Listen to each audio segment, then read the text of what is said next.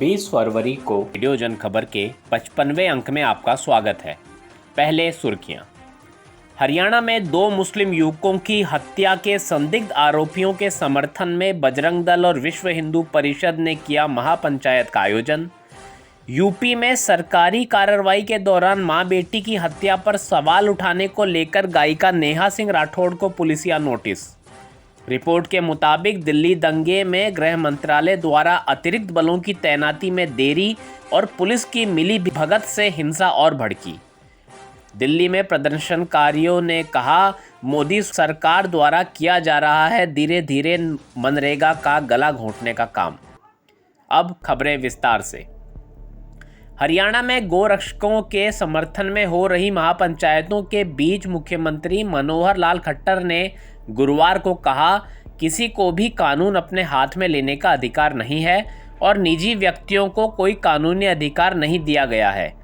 बजरंग दल विश्व हिंदू परिषद द्वारा कार्यक्रम का आयोजन मोनू मानेसर और उनके सहयोगियों के समर्थन में किया गया था, जिनका नाम गोरक्षकों द्वारा राजस्थान के 2 लोगों की कथित हत्या के मामले में एक प्राथमिकी में दर्ज किया गया है।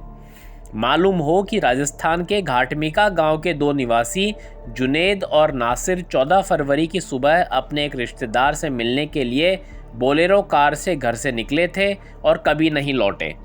उनके परिवारों ने आरोप लगाया है कि बजरंग दल के सदस्यों ने जुनेद और नासिर की हत्या कर दी और पुलिस से संपर्क किया। 16 फरवरी को YouTube पर नेहा सिंह राठौड़ द्वारा एक गाना अपलोड किया गया था। गाने का बोल था, यूपी में काबा। हर बार की तरह इस बार भी इस गाने में नेहा ने सरकार और प्रशासन पर सवाल किए थे। मुद्दा था कानपुर देहात का, जहां कुछ दिन पहले अतिक्रमण हटाए जाने के नाम पर एक झोपड़ी में कथित तौर पर आग लगा दी गई, जिसमें एक मां बेटी की मौत हो गई। नेहा ने अपने गाने में डीएम, पुलिस से लेकर सरकार पर कई सवाल और आरोप लगाए हैं।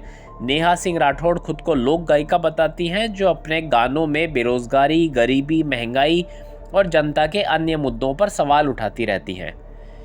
दसियों गायक ऐसे हैं जिन पर हनुमान जयंती, रामनवमी के जुलूसों के दौरान भीड़ मस्जिदों, मुसलमानों के घरों के बाहर नारेबाजी कर रही होती है, लेकिन उत्तर प्रदेश पुलिस ने आज तक उन गानों को वैमनस्य या नफरत फैलाने वाला नहीं बताया है। पूर्वोत्तर दिल्ली में 2020 में हुए सांप्रदायिक दंगों की जांच के लिए सुप्रीम कोर्ट के पूर्व न्यायाधीश मदन बी लोकुर की अध्यक्षता में गठित एक फैक्ट फाइंडिंग समिति ने अपनी रिपोर्ट में कहा है कि केंद्रीय गृह मंत्रालय ने साफ तौर पर हिंसा प्रभावित क्षेत्रों में अतिरिक्त बलों की तैनाती में देरी की, जबकि सांप्रदायिक दंगे 23 फरवरी से 26 फरवरी 2020 के बीच बेरोक-टोक जारी रहे।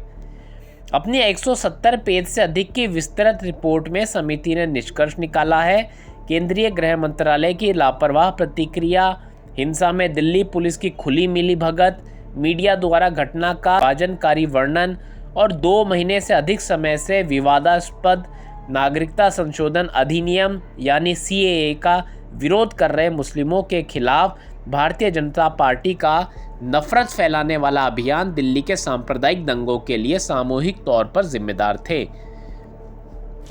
केंद्र की भाजपा नेतृत्व वाली मोदी सरकार के दूसरे कार्यकाल में मनरेगा के आवंटन में सबसे भारी कटौती मौजूदा बजट में की गई है।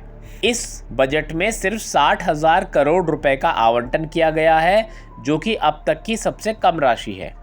इसके अलावा नरेगा के तहत ऐप आधारित हाजिरी दर्ज करने की प्रणाली NMMS लागू की गई है, जिसको लेकर श्रमिकों में आक्रोश और असमंजस की स्थिति है। मजदूर किसान शक्ति संगठन के शंकर सिंह ने कहा, प्रधानमंत्री नरेंद्र मोदी ने एक बार संसद में कहा था कि मनरेगा योजना एक बकवास कार्यक्रम है, वहीं से इसको कमज़ोर करने की प्रक्रिया की नींव पड़ जाती है। हालांकि दुर्भाग्य से उस समय कोविड-19 यानी कोरोना महामारी शुरू हो गई थी और इस दौरान मनरेगा ही उन मजदूरों के लिए जीवनदान लेकर आया था। इसी के साथ इस अंक के समाचार समाप्त। अगले अंक के समाचार के लिए मिलेंगे गुरुवार को, तब तक के लिए दे इजाज़त।